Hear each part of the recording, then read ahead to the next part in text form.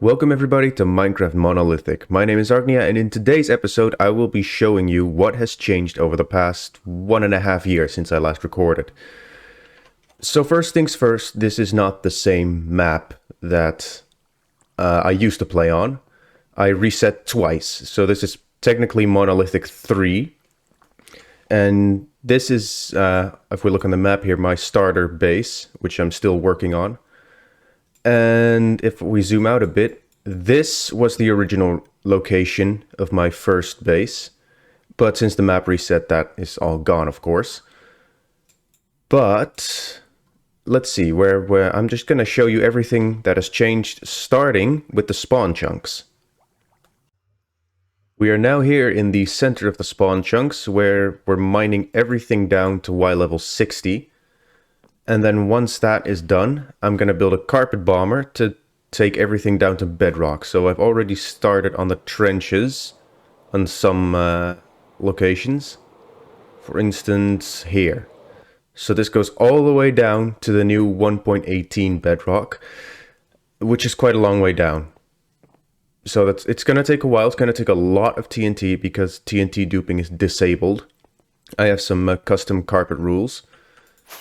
But here is our temporary storage with a shulker box loader, basic stuff, so we can just put stuff in here and it all gets put into shulker boxes, which end up here. We've, what is this? Why is there a dirt box in the gravel? No, doesn't matter. Anyway, so this is what I've been actively working on for the past few months. Here is my moss farm, or bone meal farm rather. So it just converts all the moss into bone meal and then just puts them in this chest, and I craft it into bone blocks just so I have some more storage available. And then over here, all the way on the back side, is my shulker farm. This is a design by Raiseworks, and I've slightly modified it to work with a more, well, a longer pickup system to put shulkers in the mobs. What the hell is that cart doing? I have never seen that before. What? They're all doing it? What happened? What the hell is this? I was not expecting that. Well then. Graphical glitch, I guess. That's weird. But anyways, here's the mob switch. I have to tear this entire thing down because I left some holes in it. So every time I go near it, shulkers start shooting, they kill each other, and yeah, that's not good. So I have to redesign this thing, come up with a more reliable way to load them, because if this bottom section is full, they will just stack up on this rail, and if they see me, all the shulkers aggro and they kill each other, and I get to start over again, which happened 3 times. So yeah, not that great. But if we have the mob switch, that should be able to drop our MSPT down by a little bit, because it's hovering around 8 when 1 player is online. If 2 players are online, it's around 16 to 20, which is not that great. So that doesn't leave a lot of headroom for machines. So that is basically the spawn chunks.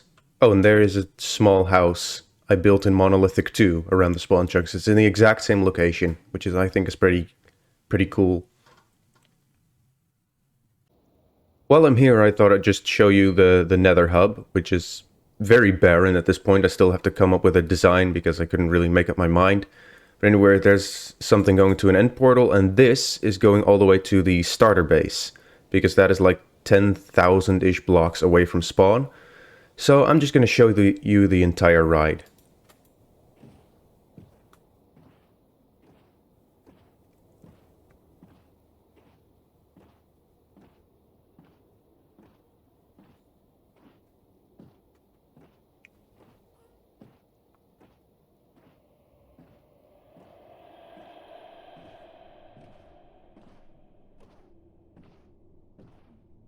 And here we are at the second end portal, where is also a chunk loader and some other stuff, which I can quickly show you. So here we have an obsidian farm, so it just throws items into the portal, regenerating the obsidian platform. Oh, there's still one there. How about that?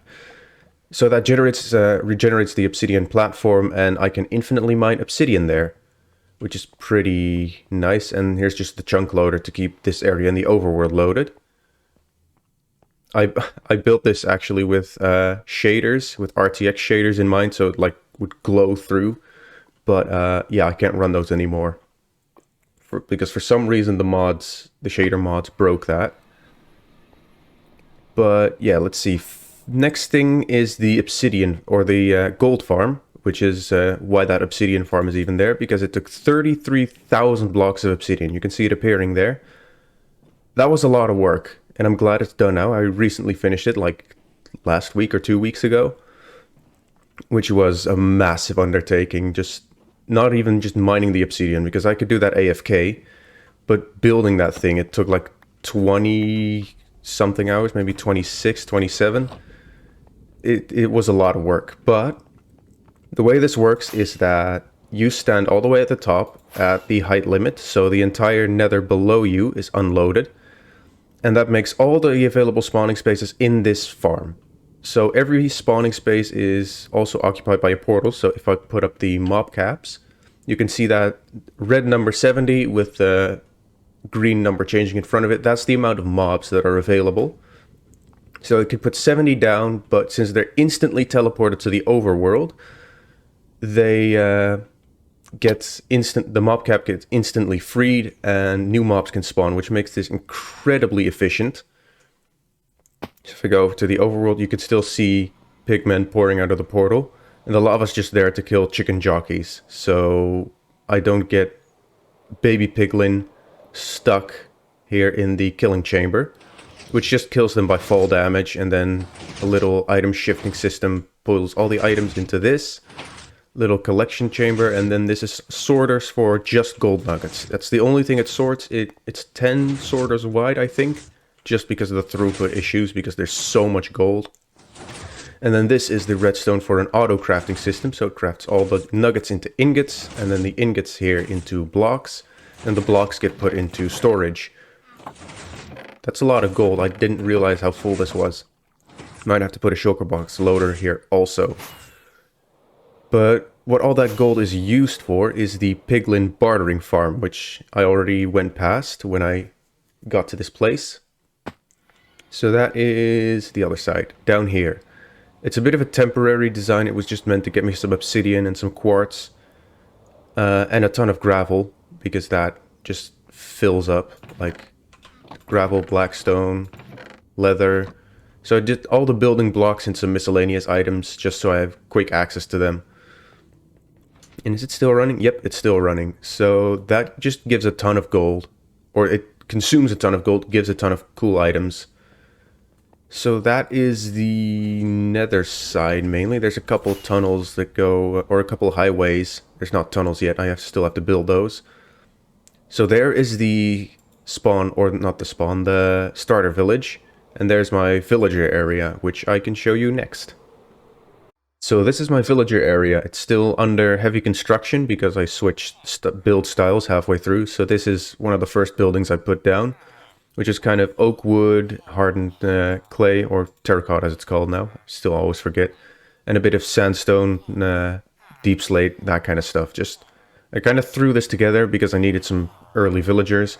But then I decided to switch styles to like the copper and brick and deep slate for the roof and stuff. So this is like the little storage area. There's nothing much going on here. There's a sorting system here, but that's not filled in because I don't have any farms active yet, which I still need to work on. So here I have my little conversion thing. I did have a villager that sold weakness arrows, but he died.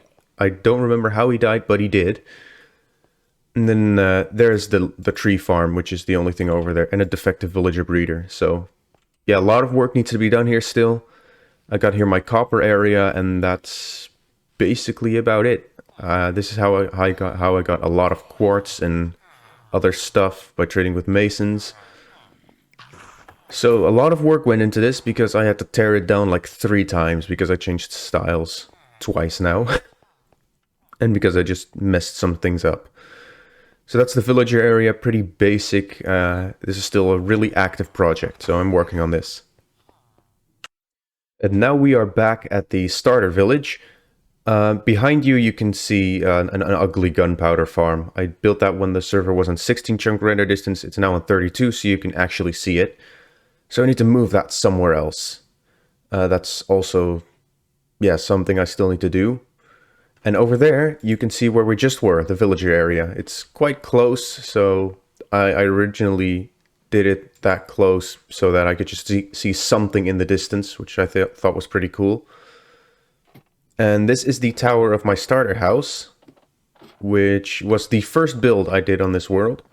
And so I have this little watchtower, and then this is like just decorated interior, little bedroom, little storage area. You can take this ladder up to the roof. So there's like moss and stuff on the roof, which I think is pretty neat. And over here I'm building a new house, so eventually I want to fill most of this plains with buildings, just so that it feels a little more, how do you say it, like more crowded, not necessarily crowded, but just more filled in, so it's not just one house sitting on a plain somewhere. And then here's my livestock, which used to be over here, but I demolished that building, so that they're now all over here. Anyways, let's see. Let's go back into the house the proper way instead of jumping off the roof. Little kitchen, little living area with... Why is one of my cats gone? Oh, invisible. I see. Or I don't see. Anyway, why is the cat invisible? That's weird. Yeah, here we have Luna and Skippy, which are my real life cat names. And if we hop down here, we end up where we started. This is the little main storage area where I spend like 80% of my time sorting through stuff. And I built this in a ravine. So down there you can see you can see the first sword I made. I put that in a pedestal, and the sword I used to kill the Ender Dragon, which I thought was pretty fun to keep there. So if we walk all the way through, there's the nether portal, just quick access to the storage system. It used to be up there, but then I have to go up and around every time. Once I got my elytra, it was easier, but then I flew through rockets like nobody's business. So that wasn't really viable. So I moved it down there. Here's the enchanting corner, very basic, just a little cave, which was the whole theme of this base, just bridges through a ravine with little cave rooms for certain stuff. Here's my axolotl, Bumblebee. I found him somewhere in a cave, I think. And yeah, don't mind the water glitches, that's just sodium being weird. So if we walk all the way through here, I think, yeah, this is a dead end because I want to connect this up to the other ravine over here eventually to make the base larger. But I don't need that yet, so I'm not going to spend hours and hours doing that. So if we go down here, we go to the bottom level. And here is my sugarcane, pumpkin, and netherwart farm, which, yeah, I need this for rockets and just basic stuff. And then if we go here, this is what I built yesterday, which is a little wool farm that used to be on the surface as well, but I just moved it down here so it was a bit more neat. And there wasn't a bunch of clutter on the surface. And if we go further along, this is the elevator you could see up there. This goes down to the mine. And then all the way down here is the sword shrine, which I think is pretty cool.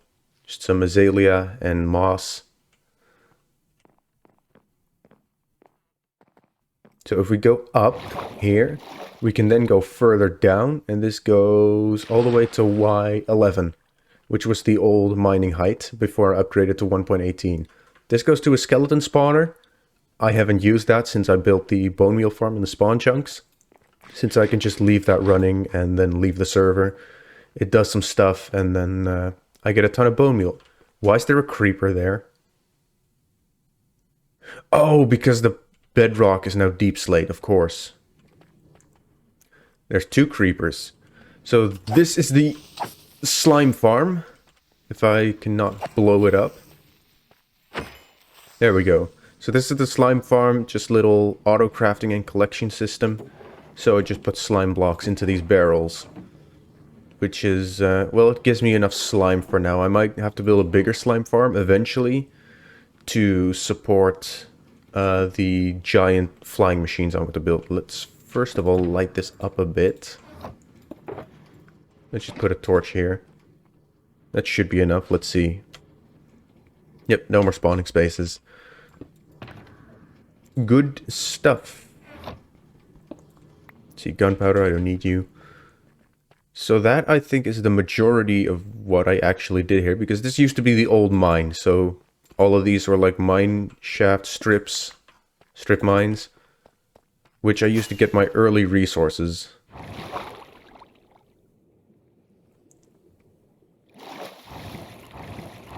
What? Oh. Well, that's pleasant. The water's gone.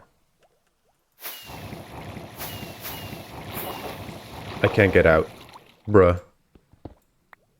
Just have to do it like this. Well, I have to place some more water in there then.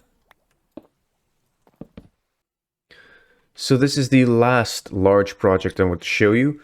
This is the pyramid area where, well, I'm building a pyramid. This is going to be a bit larger than just this because I'm going to have like a big entry area over here, like leading up to it. There's going to be a small town here and another temple here. But this project is on the back burners a little bit. I just wanted to plan this out while I was mining some sand over here, which I needed for other stuff. Just like glass and sandstone for the nether highways. And this is, yeah, the final project. There's a lot of mobs there. Why are they all over there? Anyway, it doesn't matter. So yeah, that's been everything I want to show you, I think. Yeah, this is just the desert area. Then over here is the starter town stuff. And here's the spawn chunks. So here you can see the kind of the relation everything has, where it's at relatively. I still need to explore like the entire map because the world is 30,000 by 30,000 blocks. That's a lot to explore. And you can see I've done the in 1.17 on 16 chunks and then on 1.18 32 chunks. So there's a bit of new terrain, but I can't go there because the world border is like right here or something.